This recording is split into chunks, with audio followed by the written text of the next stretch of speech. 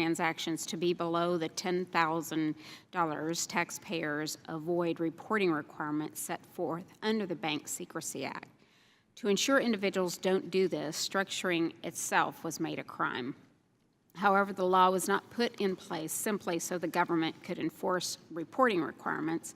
It was put into place as a tool to be useful in addressing criminal behavior such as tax evasion, money laundering, terrorism, or drug trafficking.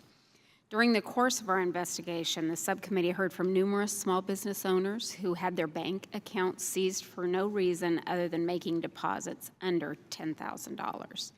There was no underlying criminal behavior, such as drug trafficking or money laundering.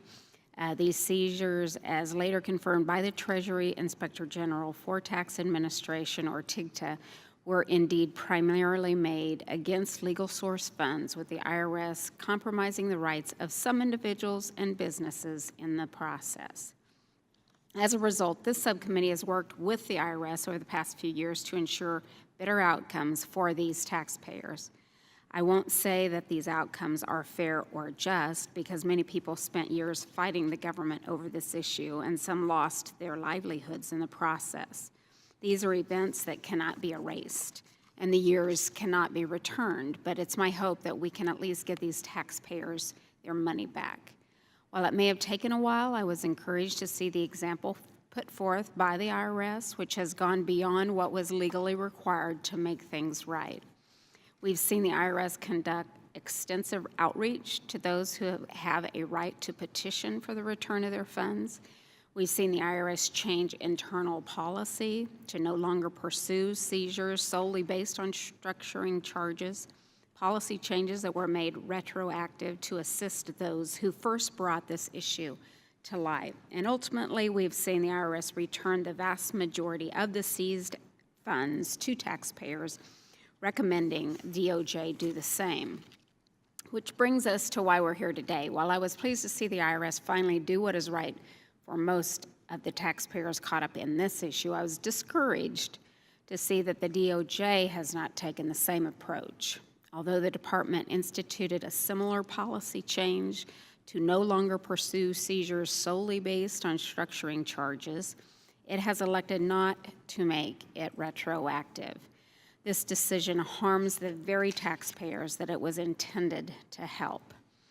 Furthermore, the department has chosen to deny all but approximately 16% of the petitions it received, despite the IRS recommending that 76% be granted with the funds returned to their rightful owners.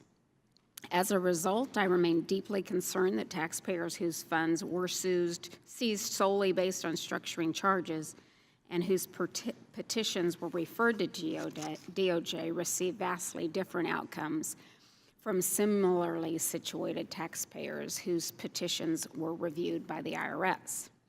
In closing, I know today we may hear the argument that the law is the law and that structuring unto itself is a crime, but I would also remind the agencies here before us today that both of you have had documented instances, and in the case of the IRS, systematic process failures outlined by TIGTA that highlight the fact that these seizures were deeply flawed and at times unlawful.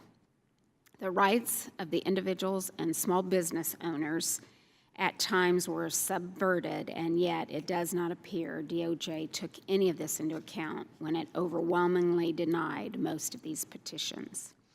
To that end, I look forward to hearing from our witnesses as we examine why DOJ has chosen to pursue this route, and I want to thank our witnesses for being here today, and I look forward to their testimony.